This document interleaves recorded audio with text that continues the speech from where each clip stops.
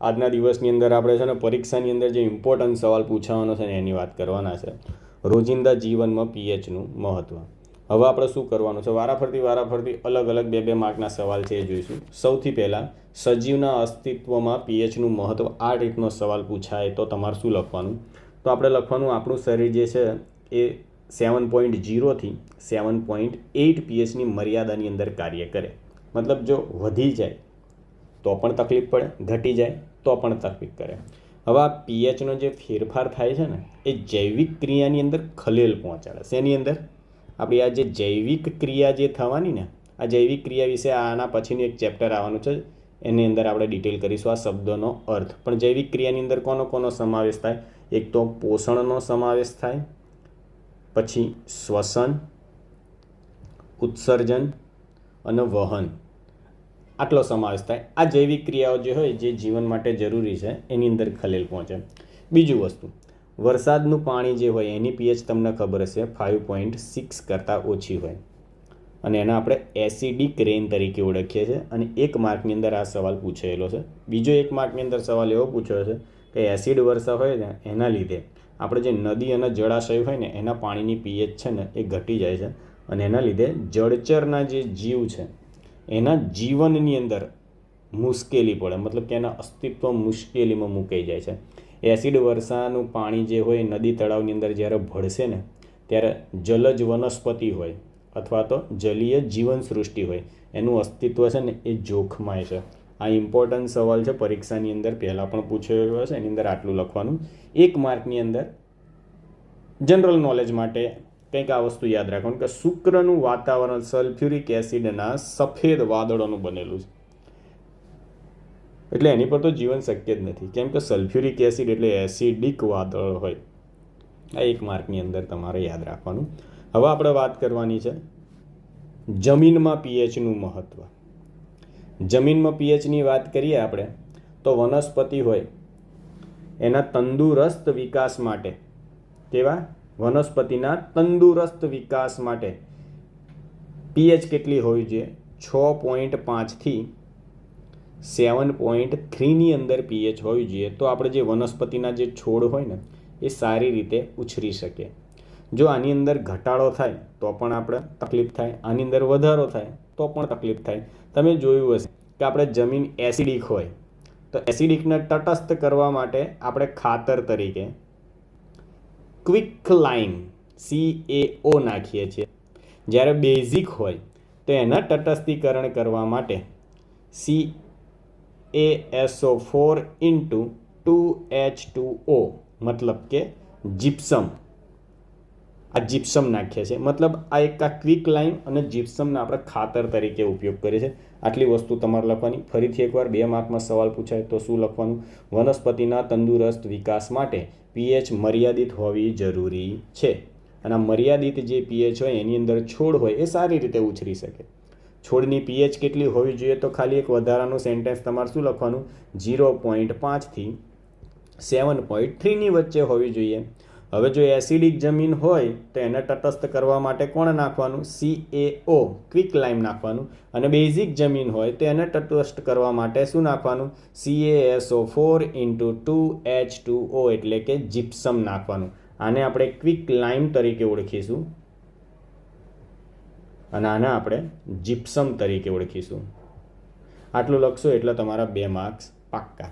હવે આપણે 2 નંબરનો બીજો એક સવાલ જોઈએ છે, આપણા પાચન તંત્રની અંદર પીએચનું મહત્ત્વ. હવે આપણે જાણીએ છીએ કે ખોરાકની અંદર પાચનની અંદર જઠર અગત્યનો ભાગ ભજવે અને જઠરની અંદર હાઇડ્રોક્લોરિક એસિડ ઉત્પન્ન થાય છે. આ હાઇડ્રોક્લોરિક એસિડ હોય ને એ શું કરે? તો આપણા શરીરની અંદર ઉત્સેચક હોય ને એને સક્રિય કરે ને પાચનની ક્રિયા થાય. પણ અમુક વાર કેવું થાય છે, પીએચ હોય એ એકદમ ઘટી ગઈ કેમ કે એસિડ ઉત્પન્ન થયો છે અને એના લીધે જઠર હોય ને એની દિવાલોને નુકસાન થાય. એટલા માટે આપણા શરીરની અંદર એક શ્લેષ્મનો સ્ત્રાવ થાય છે, પણ એ આપણે આગળના ચેપ્ટરમાં ભણીશું. અત્યારે આપણે તો શું કરવાનું છે કે ભાઈ પાચન તંત્રની અંદર જઠર છે એની અંદર હાઇડ્રોક્લોરિક એસિડ ઉત્પન્ન થાય, જે જઠરને શું કરે? નુકસાન પહોંચાડે. પણ ખોરાકનું શું કરે? પાચન કરે. અપચો એના દરમિયાન શું થાય? તો આપણું જે જઠર છે ને એ વધારે માત્રાની અંદર એસિડ ઉત્પન્ન કરે છે જેના લીધે આપણા શરીરની અંદર બળતરા અને દર્દ થાય છે. અને આના છુટકારા માટે આપણે બેઝિક પદાર્થ નાખવો પડે શરીરની અંદર, જેને પ્રતિ એસિડ અથવા તો એન્ટાસિડ કહેવાય. અને પરીક્ષાની અંદર આ એન્ટાસિડ 1 માર્કની અંદર પૂછેલો છે. એન્ટાસિડ યાદ રાખજો. અને એન્ટાસિડ તરીકે આપણે જે વપરાય છે દ્રાવણ, એનું નામ છે milk of magnesia, magnesium chloride, MgOH twice. આ પરીક્ષાની અંદર 1 માર્કમાં પૂછેલો છે. હવે આપણે આગળ જઈએ. પીએચમાં ફેરફારને કારણે દાંતનું સડવું, દાંતના ક્ષયનમાં પીએચનું મહત્ત્વ. હવે દાંતનું ક્ષયન એટલે શું એ સમજાવું. તો આપણું જે દાંત છે એની બહારનું જે પડ છે ને કેલ્શિયમ હાઇડ્રોક્સી પેપ્ટાઇડ એટલે કે કેલ્શિયમ ફોસ્ફેટનું બનેલું છે. મોઢાની અંદર પીએચ કેટલી હોય તો એ તટસ્થ હોય, પણ જ્યારે આપણે ખોરાક ગ્રહણ કરીએ છીએ ને એટલે દાંતની અંદર ખોરાક ભરાઈ જાય છે.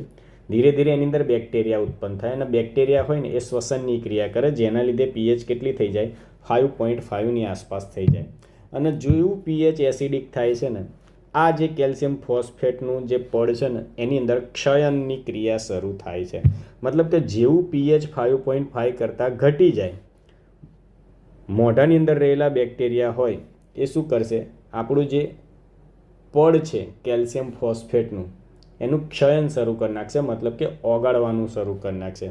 ધીરે ધીરે શું થશે, કેવિટી શરીરની અંદર દાંતની અંદર જોવા મળશે. આ જે બેક્ટેરિયા હોય ને એ મોઢાની અંદર રહી ગયેલો જે ખોરાકના કણ કેવા શર્કરા એનું વિઘટન થાય અને એના દ્વારા શું ઉત્પન્ન થઈ જાય છે, એસિડ. હવે આ વસ્તુ છે એનું નિવારણ શું, તો નિવારણ માટે દાંત શું કરવા પડે, સાફ કરવા પડે. જેવું તમે જમીન નવરા થાવ દાંત સાફ કરી કાઢો. વધારાના જે કણ જે ખોરાકના હોય એ દાંતની અંદર ફસાયેલા હોવા જોઈએ નહીં. આપણી ટૂથપેસ્ટ હોય એ બેઝિક હોય, કેવી હોય, બેઝ હોય.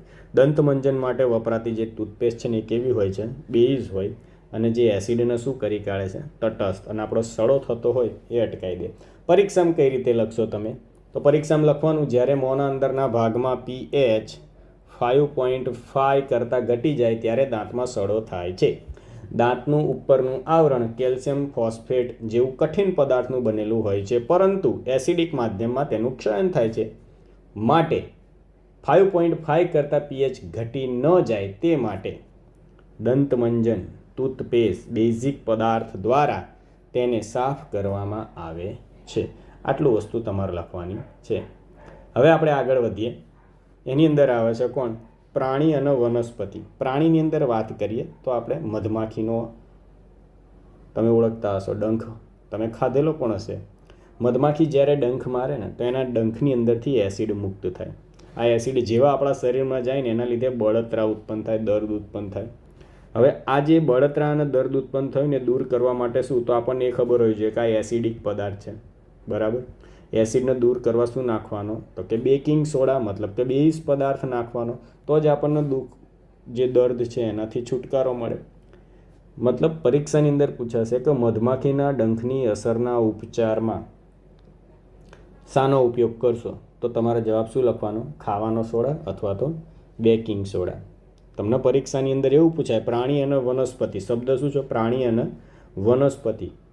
એની અંદર પીએચ સમજાવો અથવા તો એની પીએચની આડઅસર ડંખની અંદર શું થાય, તો તમારે લખવાનું કે મધમાખી હોય, મધમાખીની અંદર રહેલું એસિડ જેવું શરીરમાં જાય દર્દ અને બળતરા ઉત્પન્ન થાય, અને એને દૂર કરવા માટે શેનો ઉપયોગ થાય છે, બેકિંગ સોડાનો.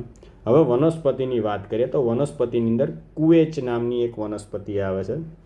એ કુવેચ નામની જે વનસ્પતિ હોય ને એની અંદર મેલોનિક એસિડ રહેલું હોય. જેવું શરીરની અંદર દાખલ થાય એટલે આપણને ખંજવાળ શરૂ થાય, દાહક અસર ઉત્પન્ન થાય. આ દાહક અસર દૂર કરવા માટે વનસ્પતિ જે જગ્યાએ ઉગતા હોય ને એની આજુબાજુ જ, તમે અહીંયા જો આ વાંચશો ને તો તમને મજા આવશે કે કુવેત જંગલમાં ઉગતી હોય એ તૃણીય વનસ્પતિ છે. જ્યારે એનો આકસ્મિક રીતે સ્પર્શ થાય ને ત્યારે તેના ડંખ આપણા શરીરની અંદર રોમ સ્વરૂપે જાય, જેના લીધે પીડાદાયક અનુભવ થાય. એની અંદર રહેલો હોય મેલોનિક એસિડ. હવે આ મેલોનિક એસિડ છે એ શરીરમાં એસિડ ગયો એને દૂર કરવા માટે શું, તો જંગલની અંદર કુવેતના છોડ હોય ને એની આસપાસ જ એક ડોક નામનો બીજો એક છોડ ઉત્પન્ન થાય. અહીંયા તમને વનસ્પતિનું પિક્ચર આપેલું છે, ડોક. આ જે ડોક નામનો જે છોડ છે ને એના પત્તા છે ને મસળીને તમારે લગાવી દેવાના, તો આપણને જે કુવેચ નામની વનસ્પતિના રોમ જે શરીરની અંદર ચોંટ્યા છે એના લીધે જે દાહક એટલે કે ખંજવાળ ઉત્પન્ન થઈ છે ને એનાથી આપણને છુટકારો મળે છે. હવે મોસ્ટ ઇમ્પોર્ટન્ટ એક માર્ક માટે પરીક્ષાની અંદર જે પૂછાય છે, MCQની અંદર પૂછાય છે અથવા તો ખાલી જગ્યામાં પૂછાય છે. વિનેગર, સરકો, એની અંદર એસિટિક એસિડ રહેલો છે. સંતરુ, એની અંદર સાઇટ્રિક એસિડ. તમારે આ રીતે યાદ રાખવાનું, SS સંતરુ તો સાઇટ્રિક એસિડ, બરાબર. આંબલી ટાર્ટરિક એસિડ અને ટામેટું ઓક્ઝેલિક એસિડ. તો આને ક્રોસ કરી દો, આ એની જગ્યાએ ટાર્ટરિક એસિડ લખવાનું અને ટામેટું એની જગ્યાએ શું લખવાનું, ઓક્ઝેલિક એસિડ લખવાનું. પછી દૂધ હોય એની અંદર લેક્ટિક એસિડ હોય છે. સાઇટ્રિક એસિડ સંતરુ અને લીંબુ બંનેની અંદર સેમ હોય છે. કીડીનો ડંખ હોય એની અંદર મિથેનોઇક એસિડ હોય છે અને કુવેચનો ડંખ હોય એની અંદર પણ કયો એસિડ હોય છે, મિથેનોઇક એસિડ. પરીક્ષાની અંદર આપણને આ 3 જે છે ને એની અંદરથી પૂછેલા છે, યાદ રાખજો.